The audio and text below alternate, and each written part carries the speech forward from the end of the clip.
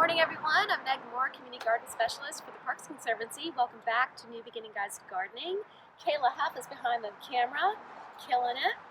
We're talking about killing. Let's talk about frost and freezing temperatures. So we want to be positive and it's going to be okay. It's beautiful today, but this morning was freezing cold. So let's talk about some damage and what you can expect from your garden this time of year. This is basil. You can see it does not like anything in the 30s, and that's okay. We've been harvesting all season. It's time to let things go. We could have pulled this up early. Sometimes you just want to wait until you see this kind of killing frost before you pull it up. It's up to you. It's totally okay. But most of our plants this time of year that we planted in the fall for the cool seasons, we've already predicted that it's going to get cold, of course. So we have here some of our cauliflowers, and you can see the plants are fine, but if you look closer, and I'll put my mask on, Kayla, you can see some yellow damage, and that's just burn. It's okay, the plant is fine. You can see all our little pollinators on our arugula. Thank you very much. So freezing temperatures can happen. I think the temperature I saw was 39, but again, there's pockets in Charleston where if there's a wind whip or something, you just don't know. So you want to be protective. There are ways that you can protect your plants. Number one, most important, is watering the soil, not the foliage, the soil. So what you do before a frost,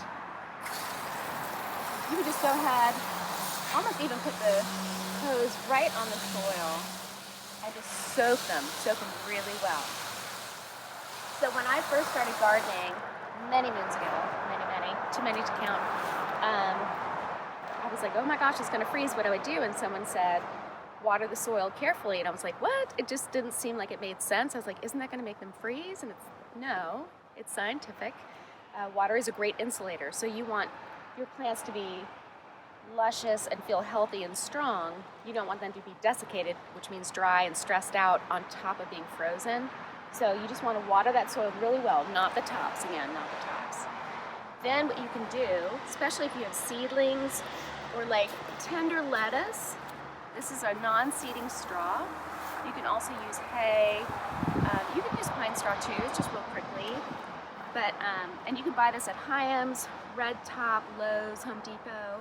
But something you can do after you water, before a freeze, you just take the straw. You don't want to do a whole flake, right? They come in flakes.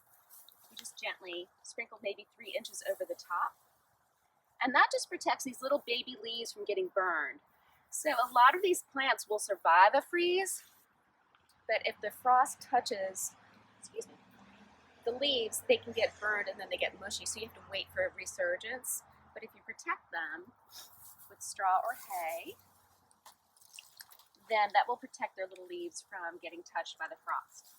So another way you can protect your plants from freezing is by buying Frostpot. So you can buy this at Hyams. I believe it comes in 4x12 sheets for $14.95. You can also buy them at Lowe's, Home Depot. You can get bigger sheets and cut them accordingly. So these are 8-foot lengths for a 4-foot wide bed. Here's the brackets you'll need, and you just ask for the brackets, and you'll need a drill and some screws. It's very easy. So here is a lovely example of our gardener who is so serious. We love her, we applaud her. So you see the hoops, she's got the frost cloth. You can buy these little brackets to clip them on. And I would just ask for help, honestly, if you go to any hardware store. And then you can do 1 or 2 things. One of many things, of course, but you can roll this up and get landscape pins, and they look like this. I had an example, but I lost it. And pin it down, maybe every 10 inches. And this lovely gardener found bricks. This is totally fine. You could put the bricks in the bed if you didn't have anything on the side planted, or she just rolled them up. Brilliant. So we had a light freeze last night, and now it's like 60 degrees, and that happens in Charleston all the time.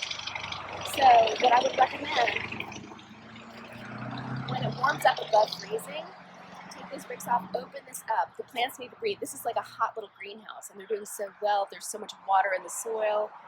All that moisture is coming into the air. This breathes a little bit, but not so much that they can't suffocate. So you really want to open up this hoop during the day and then close it up at night if we're going to get another freeze. So one very important thing about the hoop situation and why we do this, so with a frost or a freeze, again, if you raise your the elevation of your hoop up, that creates more airflow for your plants to breathe and inhale, exhale, get that moisture moving. But also you don't want this frost cloth to touch your plants, because that's why we did the straw over the baby seedlings and over tender lettuce or arugula, because we don't want that frost touching it. Another thing is I saw somebody who just put frost cloth over their bed on top of, say it's this bed, Kayla. They just put, without the structures, they just put frost cloth over it with bricks, and then it snowed and it crushed the plants. So it's just providing that extra structure and protection. So it's airflow and it's also protection from any kind of weight coming down. So just important facts to know.